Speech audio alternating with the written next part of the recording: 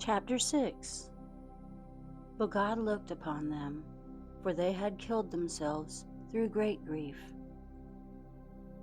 But he would raise them and comfort them. He therefore sent his word unto them, that they should stand and be raised forthwith.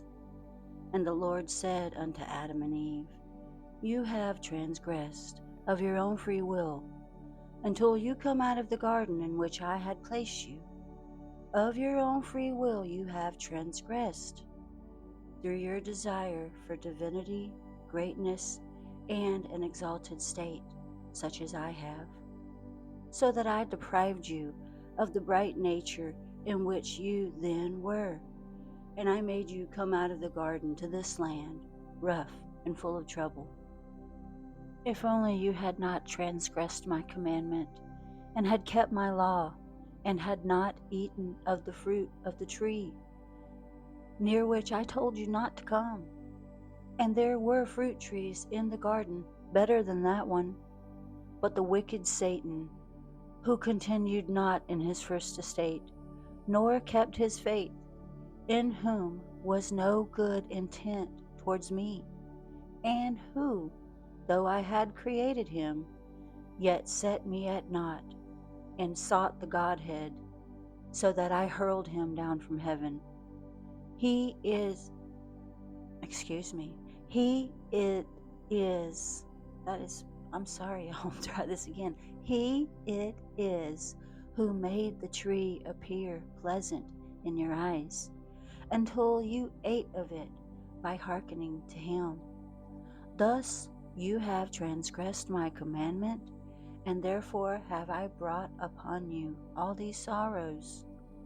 For I am God the Creator, who, when I created my creatures, did not intend to destroy them, but after they had sorely roused my anger, I punished them with grievous plagues until they repent.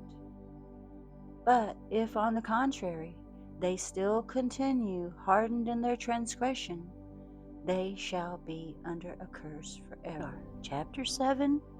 When Adam and Eve heard these words from God, they wept and sobbed yet more, but they strengthened their hearts in God, because they now felt that the Lord was to them like a father and a mother, and for this very reason they wept before him and sought mercy from him.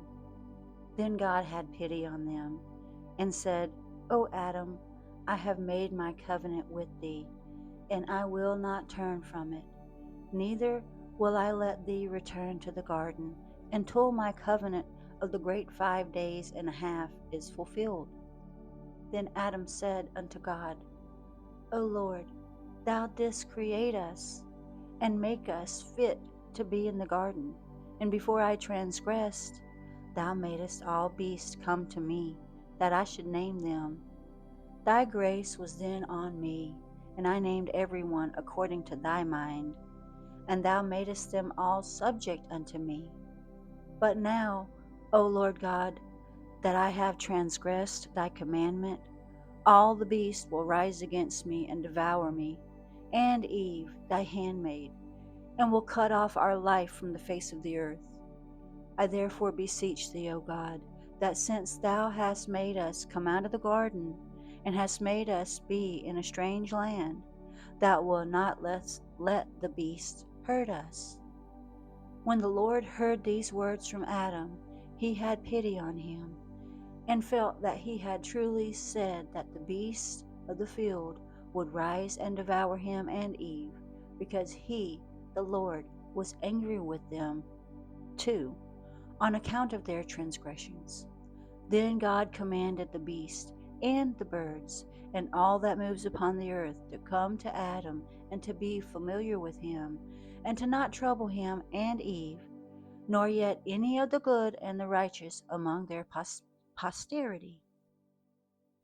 Then the beast did obeisance to Adam, according to the commandment of God, except the serpent, against which God was wroth.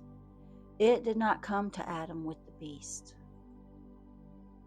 Then Adam wept and said, O God, When we dwelt in the garden and our hearts were lifted up, we saw the angels that sang praises in heaven. But now we do not see as we were used to. Nay, when we entered the cave, all creation became hidden from us. Then God the Lord said unto Adam, When thou wast under subjection to me, thou had a bright nature within thee, and for that reason could see things afar off. But after thy transgression, thy bright nature was withdrawn from thee, and it was not left to thee to see things afar off, but only near at hand, after the ability of the flesh, for it is brutish. When Adam and Eve had heard these words from God, they went their way, praising and worshiping him with a sorrowful heart. And God ceased to commune with them.